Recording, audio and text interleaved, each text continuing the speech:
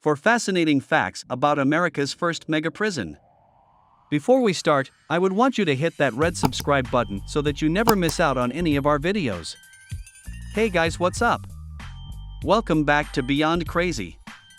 Fed up inmates revolt. As conditions worsened over the years, inmates refused to take it sitting down.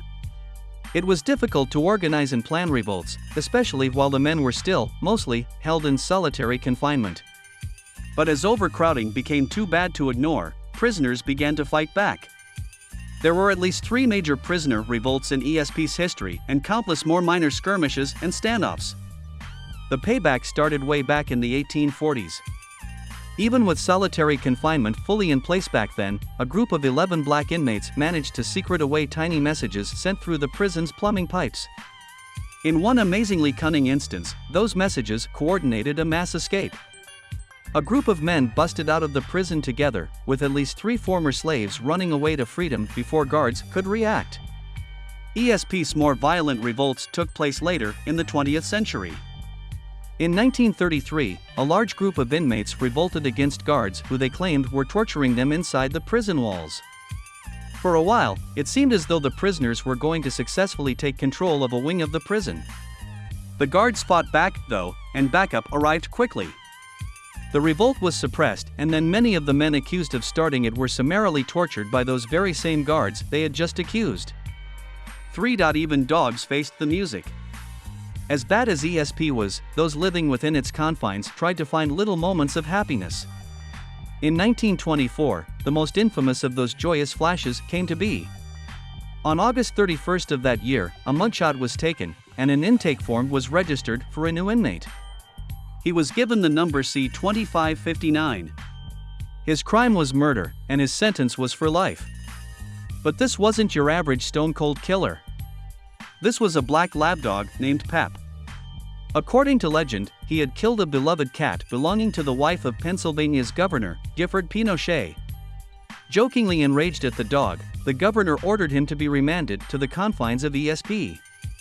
The life sentence was a joke, of course. After all, it's not like the dog could tell the difference. But ESP officials knew they needed better publicity than the horror stories that had been coming out of the penitentiary in recent years. So they leaned into the dog's brush with justice.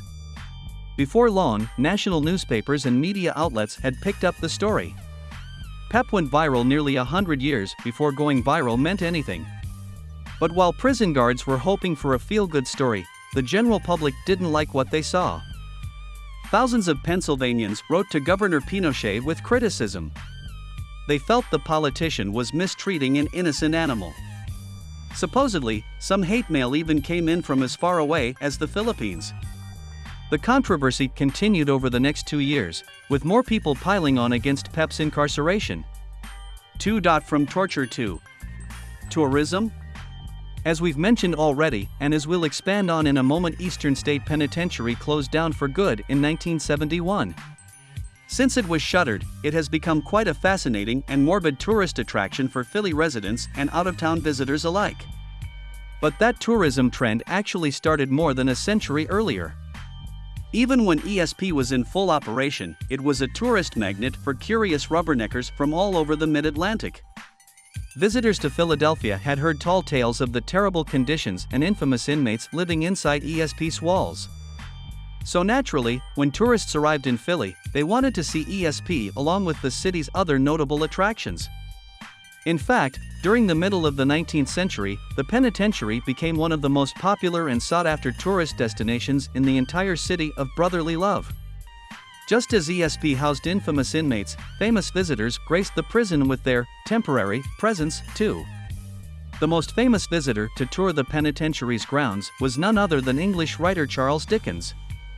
The man who wrote classics like A Tale of Two Cities and Great Expectations found inspiration in ESP when he visited in 1842.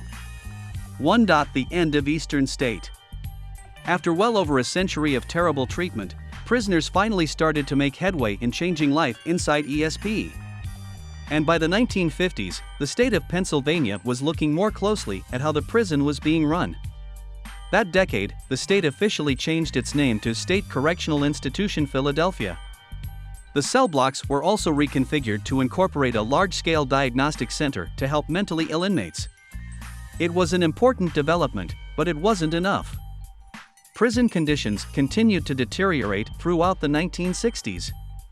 By 1970, Pennsylvania wanted out and moved to close the prison for good. The following year, they officially shuttered the facility and sold it to the city of Philadelphia to use in another capacity. All sorts of suggestions came in from concerned citizens, including adapting the facility for use as a city jail or remodeling it into a business park.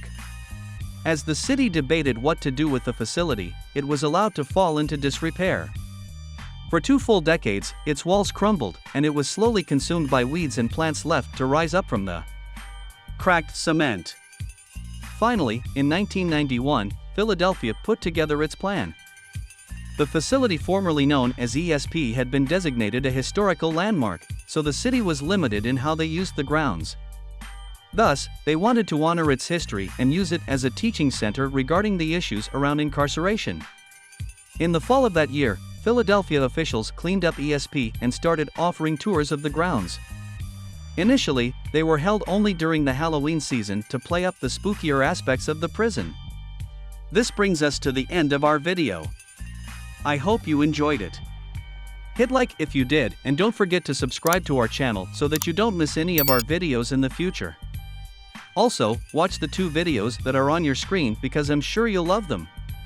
With that, I'll see you in the next video.